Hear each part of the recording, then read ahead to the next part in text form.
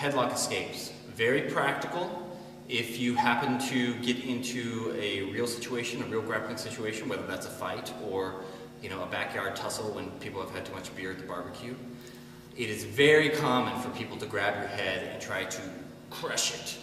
So especially bodybuilders, that's the first thing they'll gravitate towards. They'll grab your head and then squeeze it for all they're worth. So it's important to know how to escape a hold like that.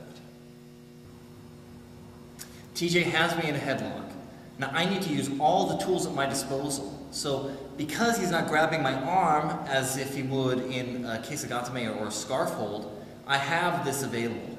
So what I do is I frame my arm. I take my forearm, put it against his face, reinforce by putting it on my wrist. I don't want to put it on my hand, on my wrist. Now I move my hip out, push his head down, and then meet him with my leg as I come over into a chokehold position. TJ's got me. I push, I reinforce. I move my hip out. Then I push down slightly as my leg comes up, trying to hook not on his face, but actually grab around his neck. From here, I cross my ankles. I can squeeze and extend for a choke. Then I can also come up on my elbow, bring my knee behind, and sit back for the arm lock.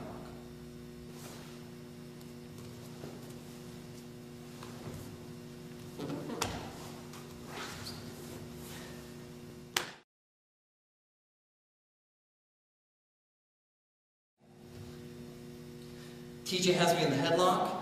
I need to bridge to be able to reverse the positions. First step is hooking his leg with my leg.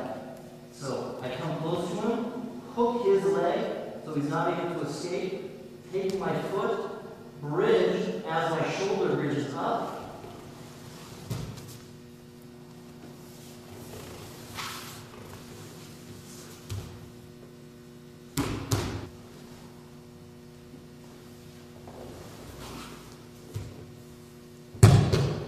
It's important to also drive with your shoulder down as you're getting the final kimura. As you grab his wrist, be sure to drive your shoulder down into his shoulder.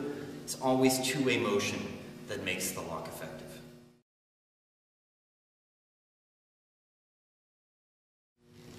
Now TJ's going to have that headlock on me, and sometimes we're not able to access our leg to hook it.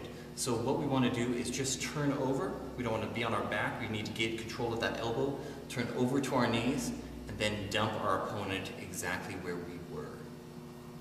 Once I'm in the headlock, it's important to grab the lat. I need something to pull him down with.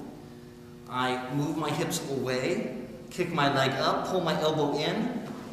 Once I get this elbow underneath me, then I rotate TJ into the position where I was. So where my feet are now, I move them out of the way, put him down. He's still holding on.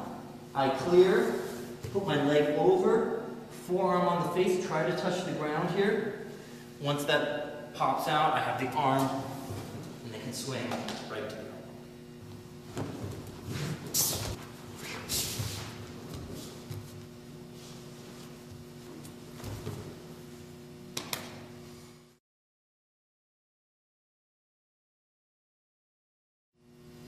So very similar to headlock escapes are kesa escapes. Kesa is short for kesagatame, which is a scarf hold in judo, where you have the head and their arm, and they're controlling your tricep. So this can be very difficult to escape from, unless you know how to push and pull just right. TJ has me in kesa. This can be crushing, especially if you get caught under a judo player, and they know how to use this well. It's almost impossible to escape against somebody very, very high level. So you have to get them to off-balance themselves. So I'm not going to just pull TJ. I'm unable to extract my elbow by pulling it back because he's holding it. So what I need to do is actually push into him. I'm going to push into TJ. He pushes back. Then I bridge straight up and then turn the corner, and we've reversed the position.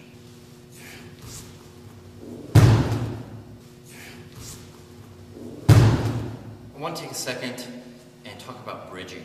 Bridging is extremely important, but it's important to bridge properly.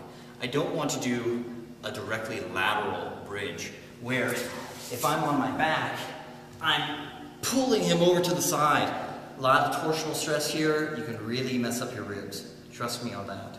So what you want to do instead is always bridge onto your shoulders, not to your neck, onto your shoulders, and then at the apex of your bridge, that's when you turn and face your opponent.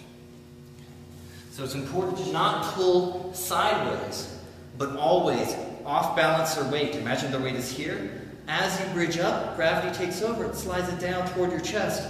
Much easier to move around and pivot.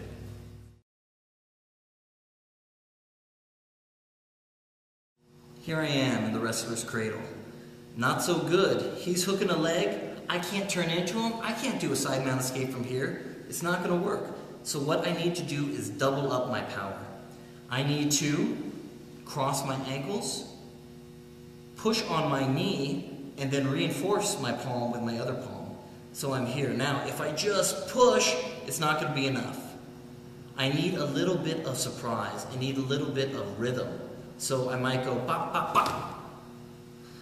Or strong, relax, and then do it suddenly. But you need a little bit of surprise. If you tip him off by going slow and then increasing pressure, he has the opportunity to match that.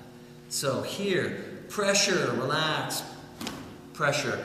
Then I push off from my elbow and face my opponent.